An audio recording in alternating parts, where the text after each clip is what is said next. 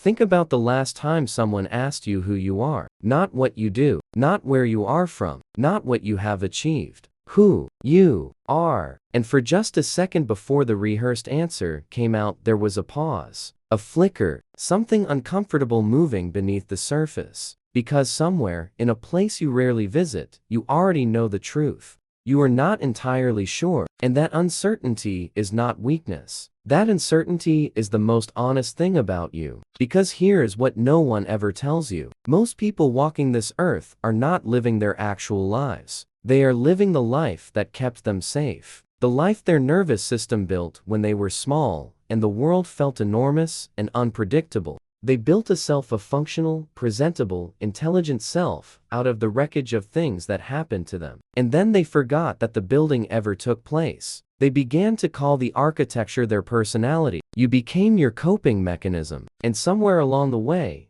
you stopped questioning whether the two were the same. This is not a video about healing. Not in the traditional sense. There will be no 5 steps. No morning routine. No breathwork exercise that fixes the thing you have been carrying for 20 years. This is something far more confronting than that. This is an invitation to stand in front of the final mirror. The one most people spend their entire lives avoiding. The one that does not show you your trauma. It shows you what is underneath it. And the question it asks, the only question that actually matters, is this: who are you without it? To understand why that question is so terrifying, you have to go back. Not to a specific memory necessarily, but to the emotional logic of being young. When you were a child, your brain was not a reasoning machine. It was a survival machine. Every experience you had was being categorized in real time. Safe or dangerous, predictable or chaotic, worthy of love or in need of performance.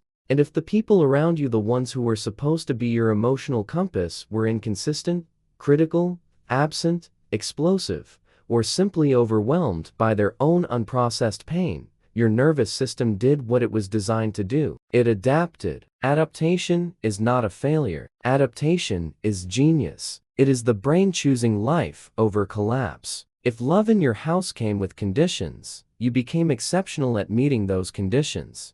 If anger arrived without warning, you became a master reader of rooms. If your needs were dismissed, you learned to not have needs, or at least to never show them. If chaos was the norm, you became the calm one, the responsible one, the one who held everything together so the whole structure would not fall. You were not broken. You were brilliant. But here's the part that gets complicated. Those adaptations, those survival strategies, they were written into you during a period when your brain was still forming. They were not stored as memories you can easily locate and examine. They were stored as identity, as the way things are, as who you fundamentally are as a person. And so the child who learned that expressing emotion led to punishment became the adult who is described as stoic, self-contained, hard to read. The child who learned that achievement bought affection became the adult who cannot stop working, cannot sit still, cannot feel worthy without accomplishment. The child who learned that love could disappear became the adult who either holds on too tight or never fully lets anyone in. You did not choose these patterns. They chose you before you were old enough to know the difference. And this is where modern psychology gets interesting. Because research in developmental neuroscience, particularly the work built on John Bowlby attachment theory and expanded by Alan Shore, shows something remarkable. The strategies we use to regulate our emotional world as adults are almost always direct continuations of the strategies we used to survive our earliest relationships. The philosopher Carl Jung called the collection of these hidden strategies the shadow. Not evil, not broken, just unseen. The parts of you that were formed in the dark and have been operating in the dark ever since. And the shadow does not go away because you got older. It does not dissolve because you are now successful or educated or in therapy or finally in a loving relationship. It simply gets more sophisticated. It wears better clothes. Your wounds did not disappear. They evolved. They became your personality. Now, here's where it gets genuinely strange. And this is the part most conversations about trauma avoid, because it is the most destabilizing. At some point, the trauma became useful, not in a dramatic way, not in a way you consciously chose, but slowly, quietly, the emotional architecture your younger self built started to feel not just familiar, it started to feel like an advantage. The anxiety that developed from an unpredictable home became the hypervigilance that makes you exceptionally good at anticipating problems. The emotional shutdown that protected you from a volatile parent became the calm under pressure that people admire in you professionally. The perfectionism that was born from conditional love became the standard of excellence that has driven real achievement in your life. You took the wound and you turned it into a tool, and the tool worked. This is why healing feels threatening, because somewhere in your nervous system, the original pain and your current strengths are stored in the same file, and your brain, which is always optimizing for survival, presents a very logical argument. If the wound is also the weapon, what happens to the weapon when the wound is gone? This is not irrational. This is the deepest form of self-protection there is. Think of it like a scar on skin. The scar is not the wound anymore, but it is tougher than the skin around it. It is more resilient in a specific way. And even though it is not quite the same as an injured skin, even though there is something that does not flex quite right, something that still pulls in certain directions, the body has decided it is better than being open. Your trauma became your scar tissue, and your scar tissue became part of how you function. Which means the question, who are you without your trauma, is not abstract. It is neurologically threatening, because the answer might mean losing something that has protected you, defined you, and in some cases elevated you. And that is why most people never ask it. There is a concept in Jungian psychology called individuation. It is the lifelong process of becoming who you actually are, as opposed to who you needed to be in order to survive. Jung believed that the majority of human suffering comes not from the presence of the wound, but from the refusal to examine what the wound created. The persona, the mask, the carefully constructed self that faces the world becomes so developed, so polished, so convincing, that the person wearing it begins to mistake it for their actual face. And here is the tragedy of that. The mask was made to protect something real, something tender, something that needed safety in order to be expressed. But the longer you wear it, the more you forget what the face beneath it looks like. You start performing your life instead of living it. And you can feel this, if you are honest. There are moments, rare, unguarded moments, when something slips through. When you hear a piece of music, and your chest opens in a way you cannot explain. When you are alone in nature, and something in you exhales in a way it never does in company. When a stranger says something unexpectedly kind and you feel,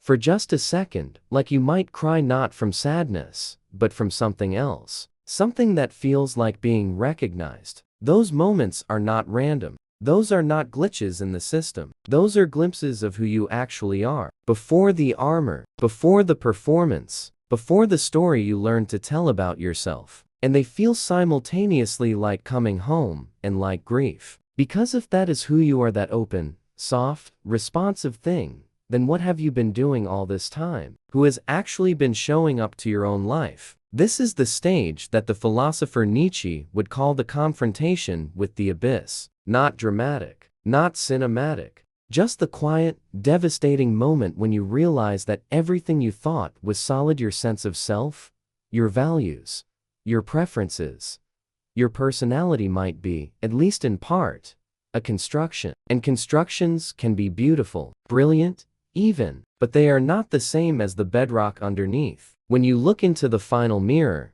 you are not looking for what is wrong with you. You are looking for what is original to you. What existed before the world began shaping you. What remains when you subtract the adaptations, the armor, the survival strategies, the learned performances. What is actually there? For some people, this question produces a kind of vertigo, because when they try to find the answer, they discover that they have been so thoroughly shaped by their history that the self without its story feels almost empty, like a room where all the furniture has been removed. They thought the furniture was the room, but the room was always there. The room existed before anything was placed inside it. And that room, that original, pre-narrative self, has qualities, has inclinations, has things it moves toward when no one is watching and nothing is at stake. Has things it loves, not because love was strategic, but because the love was simply there, natural and unconditional, before it learned to be careful. You were a person before you were a survivor. Somewhere in you,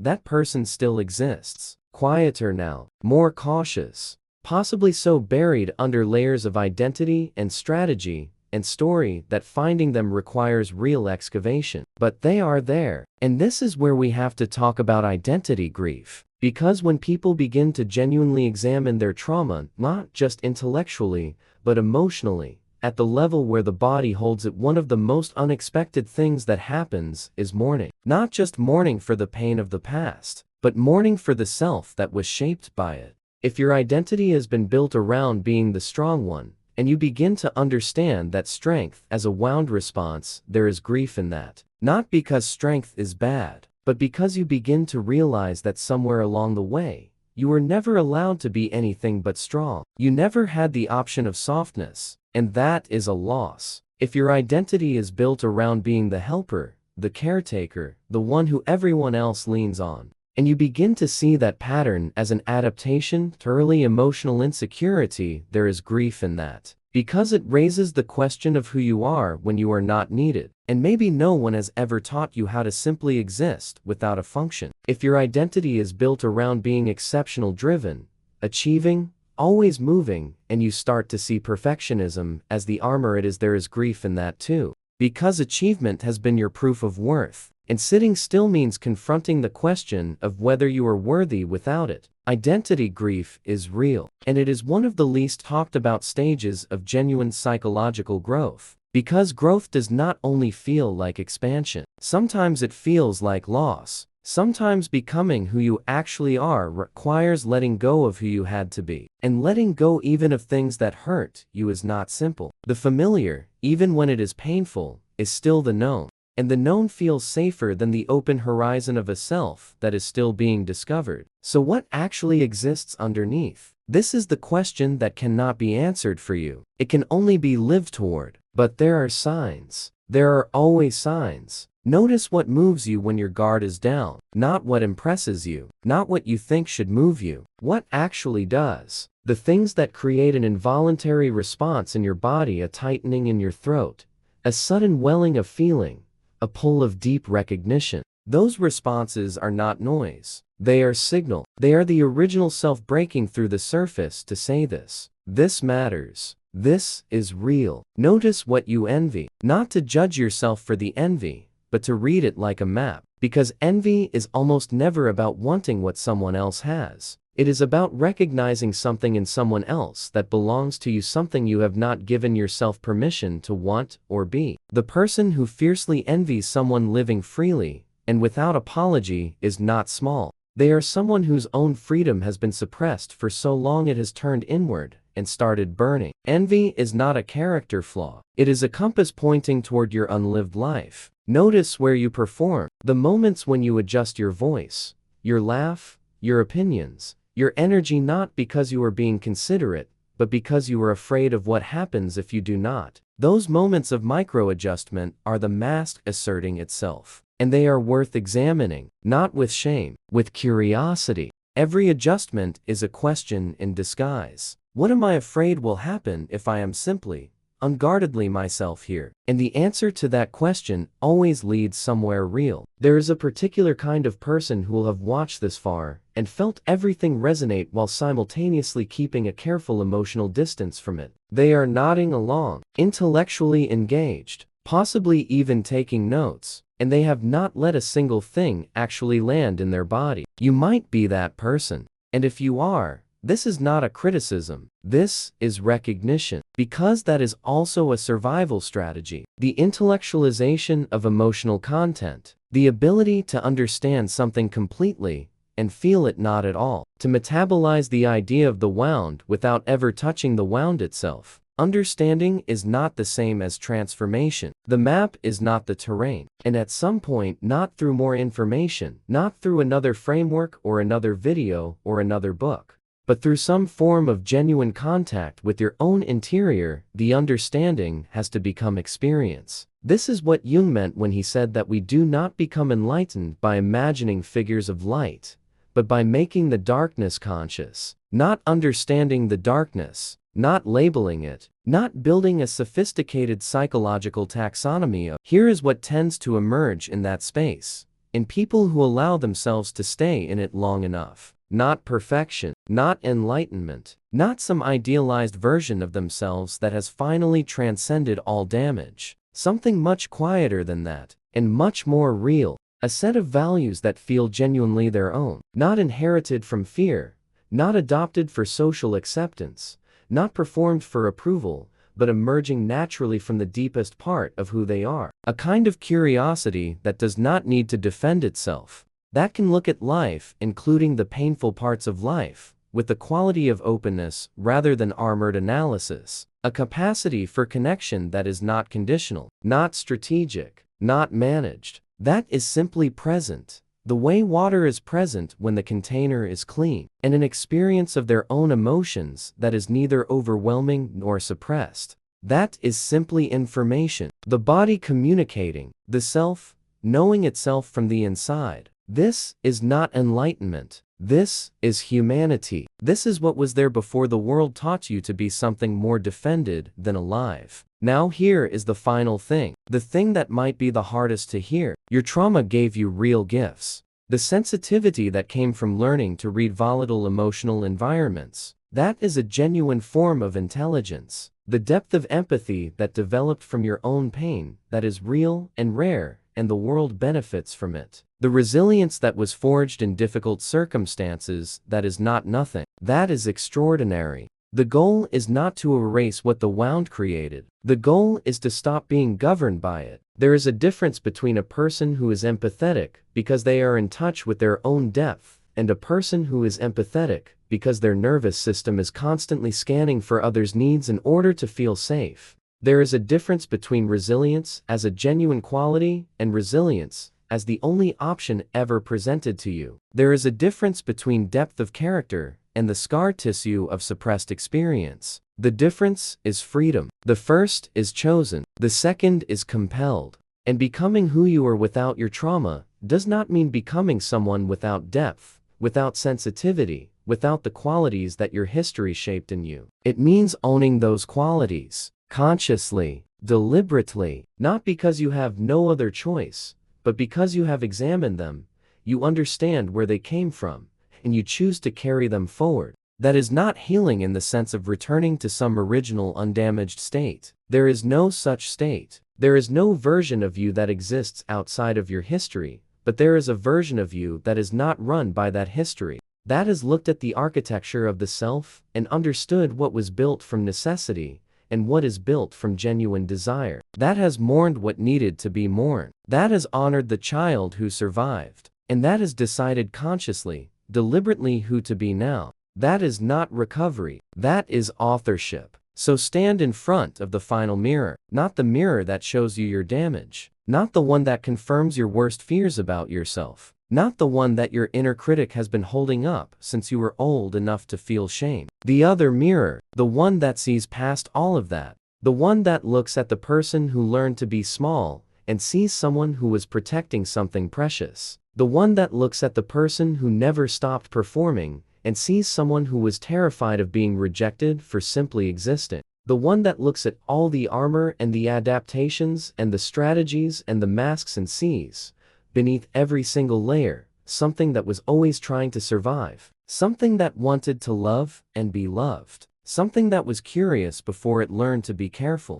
something that was whole before it learned it was broken. That something is you, not the you that the world made, the you that the world could never touch. And the question is not whether that version of you still exists. The question is whether you are ready to let them. Which part of this landed in a place that surprised you? Was it the realization that your strengths might also be your wounds? Was it the idea of identity grief that growth can feel like losing yourself before you find yourself? Or was it something else entirely, that quieter truth about who you were before the story began? Whatever it was, sit with it, not with analysis, just with presence. Because the self you are looking for is not somewhere else. It is not in the next framework or the next realization. It has been here the entire time, waiting, with remarkable patience, for you to finally look.